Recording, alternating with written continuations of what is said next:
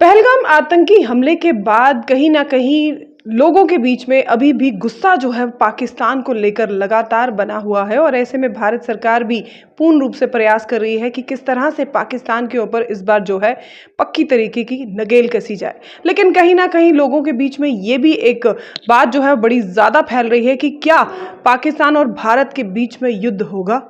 इस पर बातचीत करने के लिए हमारे साथ इस समय भाजपा के एक नेता डॉक्टर अभिजीत जसरोटिया जी हमारे साथ मौजूद हैं। बातचीत करते हैं।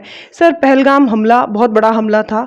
उसके बाद से ही जो है लोगों के बीच में ये अटकलें लगाई जा रही हैं कि जिस तरह से भारत सरकार जो है पाकिस्तान की तरफ से नकेल कस रहा है, क्या युद्ध होगा? देखें, सबसे बड़ी बात ये आती है वो जो अनफॉर्चुनेट डे था जिस दिन ये चीज़ हुई। और उस दिन मैं भी उसी दिन कश्मीर पहुंचा था और शायद जो अनंतनाग में सबसे पहले जो मेडिकल कॉलेज के अंदर जो लोग पहुंचे उसमें मैं और हमारे संगठन मंत्री जी मेरे साथ थे। मैंने वहाँ वो दुख त्रासदी सबकी देखी। कुछ पे ऑपरेशन चल रहा था, कुछ ऑपरेट हो चुके थे। वो दुख तो सबको ही था उसके अंदर। अब ये है कि जहाँ तक आप जो सवाल मुझसे पूछ रहे हैं इसको लेकर, ये जो पाकिस्तान, इसका नाम पाकिस्तान पता नहीं किसने रखा है। एक नापाक मुल्क है जो हमेशा अपने षड्यंत्रों के लिए ही जाना जाता है। अब आप खुद समझ सकते हो FATF की सैंक्शन के बाद जहां गधे तक बेचने की नौबत जिस कंट्री के अंदर आ चुकी हो, जिस देश के टॉप 10 जो रिचेस्ट बिजनेसमैन हैं या आदमी है वो कहाँ से आते हैं? पाकिस्तान की ISI से आते हैं। जब तक अफगानिस्तान में इनका षड्यंत्र चलता था तो ड्रग्स बेचकर पैसे कमाया करते थे। अब नौबत गधे बेचने की आ गई। अब बचा कुचा चीन की सपोर्ट से जो ये काम कर रहे हैं, इसके अंदर आपके सामने ही है कि इनको बार बार समझाने के बाद भी इन्हें समझ आती नहीं है। भाषा इनको वही समझ आती है जो उड़ी और बालाकोट में हमने समझाई थी इनको। और मुझे लगता है जिस तरह का भी इस समय जो डिसीजन लिया जाएगा देश हित में लिया जाएगा। और शुरुआत तो कर दी गई, भले अगर आप सिंधु समझौते की बात करें, IWT की बात करें, जो मुझे लगता है सबसे बड़ी एक प्रॉब्लम थी। और उसी समय की जो अयूब खान और नेहरू जी के बीच में समझौता किया गया और पता नहीं कौन गाइड करते थे उनको या किसने ये वाला समझौता किया था। और मुझे बड़े दुख से एक बात कहना पड़ती है जो मैं आपके दर्शकों को बताना चाहूँगा कि इस ट्रीटी के अंदर जो 3 दरिया हमारे पास आए उनके अंदर 33 मिलियन एकड़ फीट का कुल पानी था।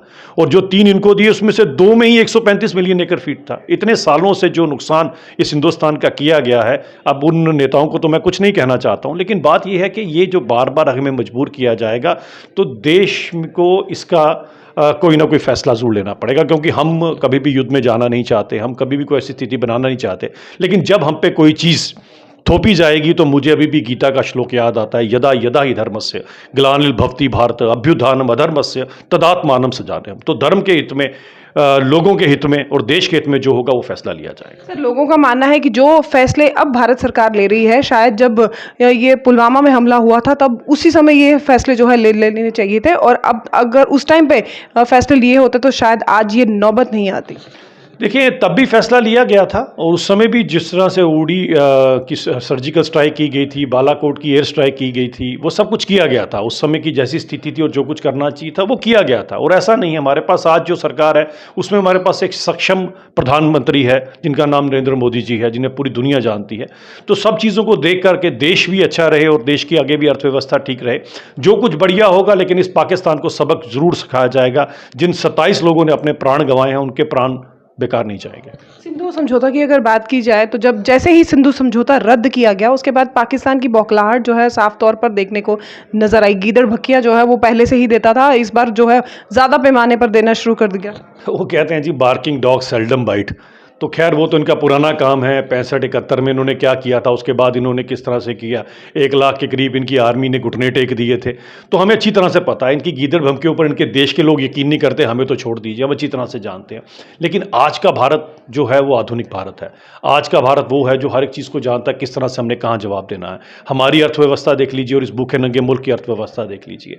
मैं तभी तो आज अपनी प्रेस कॉन्फ्रेंस में भी अपील कर रहा था, अगर कोई पाकिस्तान के किसी को जानता तो उसको ज़रूर बताएं कि आपके देश के नागरिकों का सबसे बड़ा कोई दुश्मन है तो ये ISI है, ये पाकिस्तान की आर्मी है। ये जो भूखी नंगी आर्मी है, इसके कारण आप सभी के सभी लगे भूख नंगे हो चुके हो। और आपके देश का इतिहास जरूर निकालिएगा। हम 2 देश थे, आप हमसे 1 दिन पहले आज़ाद हुए थे और हम 1 दिन बाद हमें आज़ादी मिली थी। लेकिन एक बात सोचने वाली है कि हम कहाँ पहुँच गए और आप लोग कहाँ रह गए। मैं आम आवाम से पाकिस्तान से अपील करना चाहता हूँ कि अपनी इस आर्मी के षड्यंत्र को पहचानिए।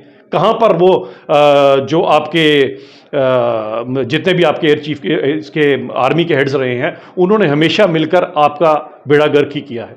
आज आप देख लीजिए आपका हाल क्या हो चुका है। ये आपकी जो आईएसआई है ये केवल अपने घर भर भरती है और आप आम लोगों को कुछ नहीं मिलता। आज आपको खड़ा होना पड़ेगा, जिस तरह से बलोच खड़े हुए हैं, जिस तरह से गिलगित बल्तिस्तान के लोग खड़े हुए हैं, क्योंकि जुल्म कब तक सहोगे। आपके बच्चों का अस्तित्व जो है वो आज मुझे लगता है कि सबसे बड़ा खतरा उसके ऊपर है। तो आज आप आम लोगों को अपनी ही नापाक आर्मी को सबक सिखाना पड़ेगा। सर, जम्मू की बहुत सारी ऐसी हिंदू ऑर्गेनाइजेशंस हैं जो ये कह रही है कि भाजपा पाकिस्तान को आतंकी देश क्यों नहीं घोषित कर देती। एक तरफ तो भाजपा कहती है कि हम आतंक के खिलाफ हैं, लेकिन पाकिस्तान को आतंकी देश क्यों नहीं घोषित किया जाता। देखिए, घोषित क्या करना, ये तो पूरी दुनिया को पता है कि ये लोग ऑलरेडी ही क्या हैं क्या नहीं।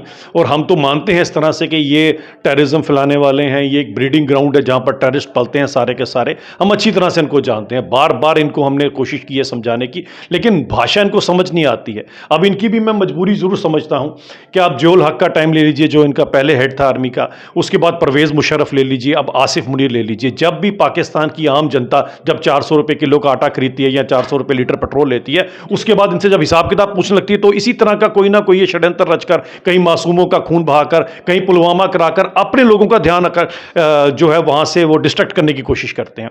आज खड़ा तो इन लोगों को होना पड़ेगा, ये मुझे लगता है। और आतंकवादी तो हैं ही हैं, ये पाकिस्तान सारे का सारा वही है। आप खुद सोचिए, जो लोग गधे बेचकर अपनी इकोनॉमी चला रही हो, उनका दिमाग भी तो वही होगा।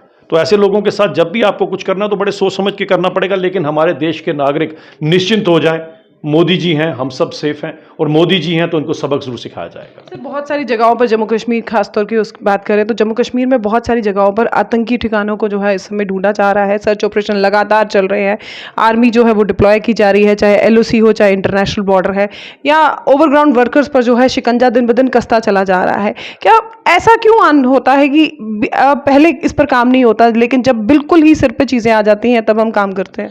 नहीं, ऐसा नहीं है। देखिए, मैं अगर आप इस घटना को भी लेकर करेंगे, जहाँ तक अगर आप सिक्योरिटी एजेंसीज की बात करते हैं या पुलिस की, आर्मी की बात करते हैं, मैं एक बात बताना चाहता हूँ। आज ड्यू टू दिस नापाक मुल्क, मुझे बताएं दुनिया का कौन सा मुल्क है जो ये कह सकता है कि हम 101% सेफ है।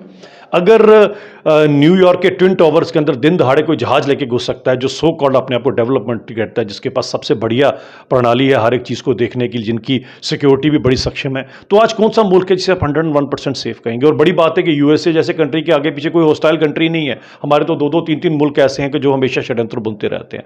फिर भी मैं सैल्यूट करता हूं अपनी आर्मी को, अपनी जे&के पुलिस को, अपनी एजेंसीज को, काफ़ी हद तक इसको कंट्रोल करने में कामयाब हो जाते हैं। लेकिन 1-2% की जब चूक होती है तो पहलगाम जैसे हमें आंसू बहाना पड़ते हैं, हमें रोना पड़ता है। और मैं समझ सकता हूं कि जो दुख और जो कहर उन परिवारों पर टूट पड़ा होगा, उसकी भरपाई तो कोई भी नहीं कर पाएगा।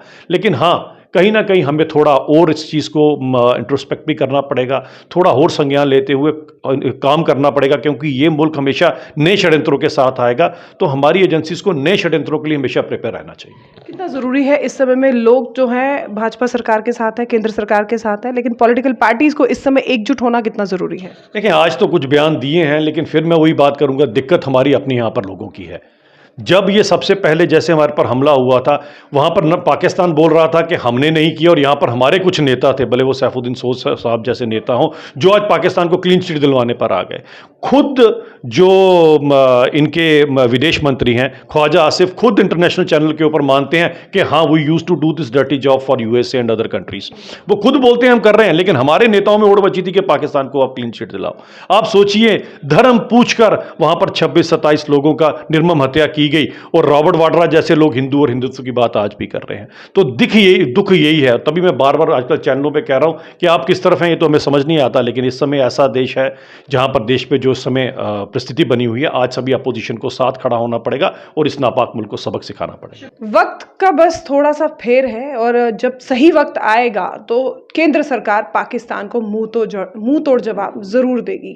धैर्य रखिए, लेकिन ये धैर्य जो है ये लंबा नहीं होगा। इस बार पाकिस्तान को मुंह तोड़ जवाब और मुंह की जरूर खानी पड़ेगी। क्या कुछ आपकी राय है, कमेंट सेक्शन में लिखिएगा जरूर। तब तक के लिए मुझे दीजिए इजाजत। वीडियो जर्नलिस्ट अजय जाड़ू के साथ मैं नीतू सिंह, ग्रेटर जम्मू के लिए। धन्यवाद।